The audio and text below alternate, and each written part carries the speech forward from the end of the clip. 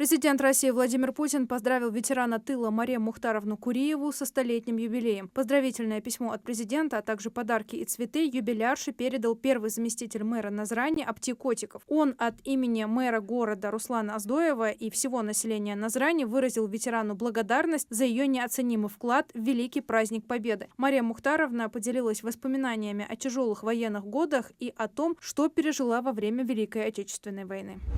Глава Ингушетии Махмуд Али Калиматов поздравил жителей республики с Международным днем родного языка. Цитата. «Общеизвестно, что родной язык является основой любой нации. Особенно актуально это для малочисленных народов. К сожалению, ингушский язык сегодня находится на грани исчезновения. Стремительно сокращается количество людей, кто на бытовом уровне может общаться и читать на родном языке. А ведь это две базовые основы, которые укрепляют и развивают язык. Радует, что среди молодежи появилось много энтузиастов. Они создают и реализуют проекты, направленные на популяризацию ингушского языка. Уже создано электронное приложение на ингушском языке. Существует ингушская Википедия и осуществляются переводы популярных мультфильмов на ингушский язык и многое другое. Глядя на настрой нашей творческой молодежи, появляется уверенность, что наш язык, наша национальная самобытность будут сохранены и переданы последующим поколениям. Поздравляю всех с Международным днем родного языка. Дал дягл болб галгимот.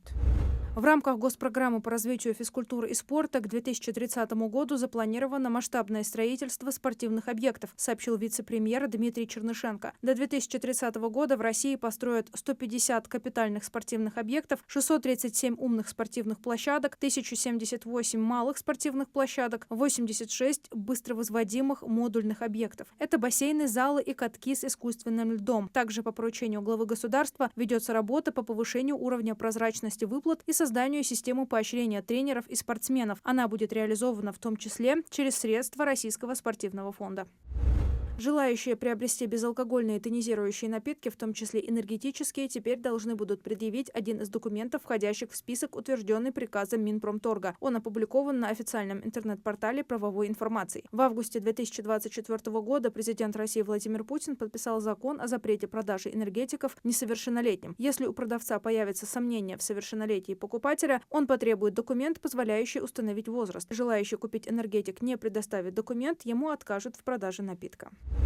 Владельцы хозяйственных построек с фундаментом, в том числе бань, сараев и теплиц, должны будут с 2025 года платить налог. С точки зрения закона, капитальные хозяйственные постройки относятся к части недвижимости. Такие постройки требуют регистрации в Росреестре, а их кадастровая стоимость становится базой для расчета налога. Исключение объекта из налогооблагаемой базы возможно только на правовом основании. Такими основаниями могут быть статус некапитального строения или наличие соответствующей льготы.